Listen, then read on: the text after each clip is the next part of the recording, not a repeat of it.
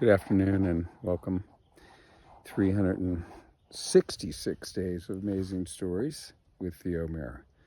Leap year. So this is the 366th day and it is December 31st, New Year's Eve. And this is where I'm sitting tonight.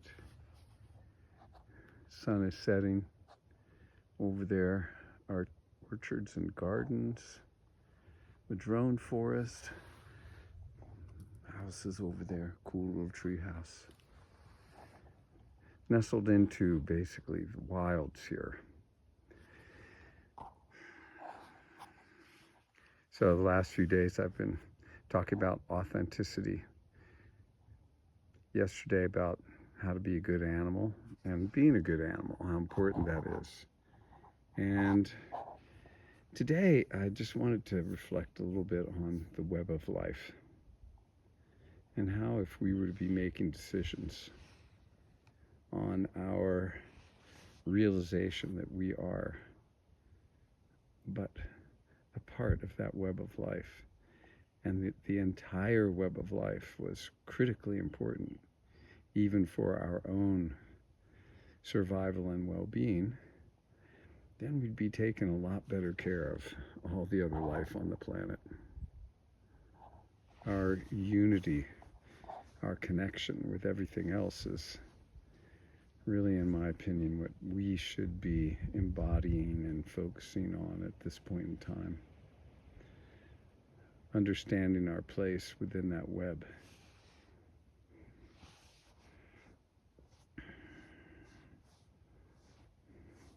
And doing everything that we can in order to keep that web intact. When I was much younger, I was in a club called the Junior Zoologist Club.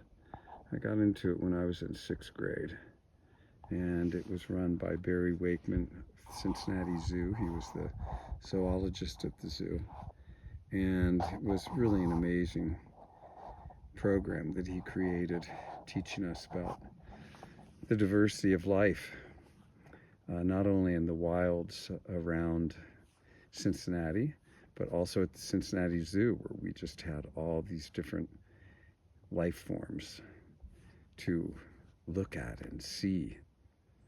Fish, reptiles, amphibians, birds, mammals, learning about their life histories, what they needed in order to survive and to thrive, and learning also about the destructive ways of human beings and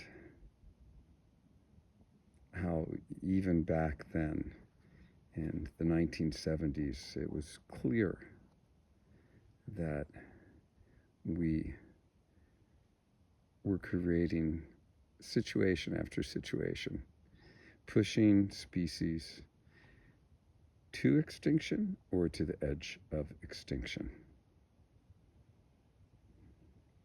Rachel Carson came up in our discussions. And there's a lot of people that have input into all this today and are really, it's taken such a back seat to what everyone seems to think is so important, which is their things, having enough money, living in a luxurious home, having easy life, travel, without any consideration for the effects of our choices on the web of life, on the rest of the life that we share this amazing planet, this amazing spaceship, this amazing place to inhabit, this amazing place to live, this amazing place where there's so much diversity of life. How could you ever get bored exploring this world? Couldn't we do it in a way where we're not destroying it at the same time?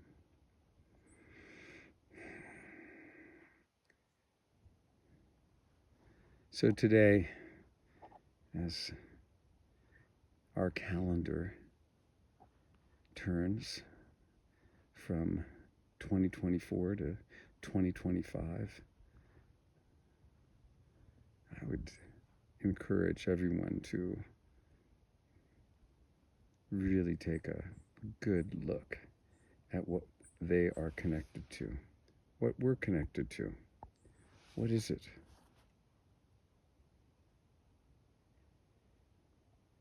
What is it that we depend on? You could start with a little picture and draw a circle in the middle and put me there, meaning you, and then start drawing little circles about the names of everything that you're connected to. Maybe it starts with your family, your children, your pets.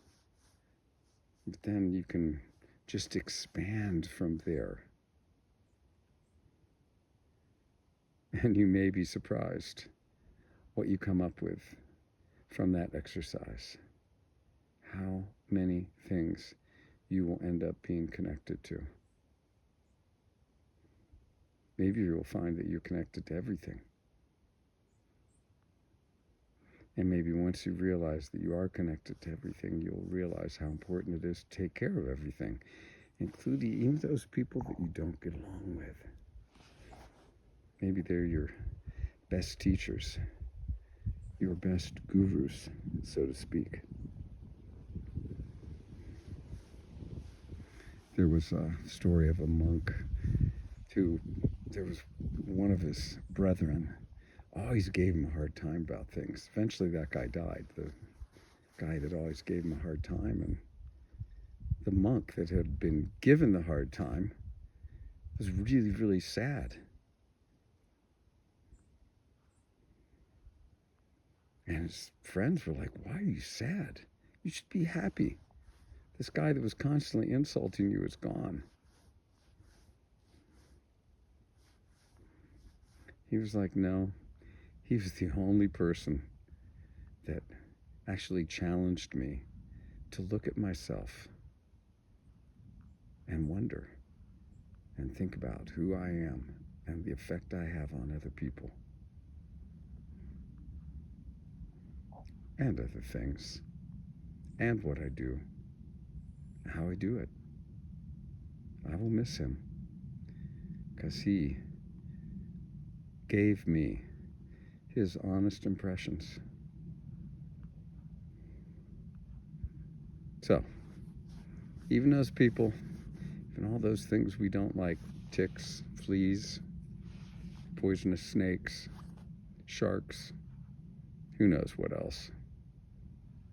We're even connected to those, aren't we? They all have a purpose. Rachel Carson, she wrote that incredible book, Silent Spring. If you don't know it, you should look into it, about the destructive use of pesticides, herbicides, chemical fertilizers to bird populations and everything else on the planet. And we are living that more and more these days.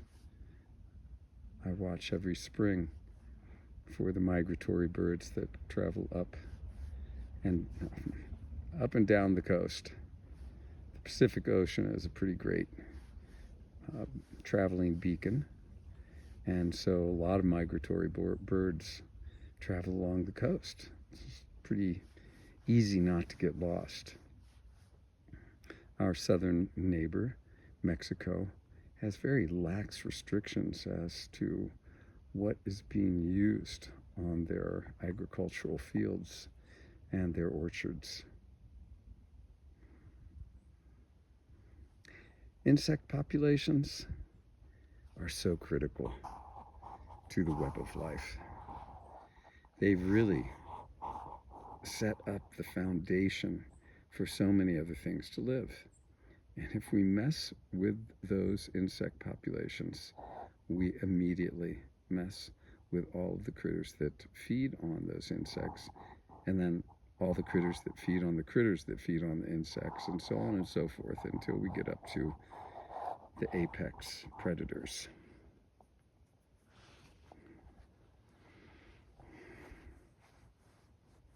Yeah, no one likes to be bugged by bugs.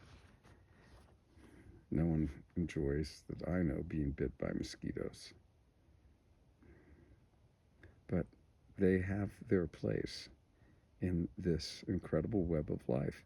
And as we continue to take these parts, these little, imagine a web and where different, strands of the web cross, and pretend that each one of those is a species.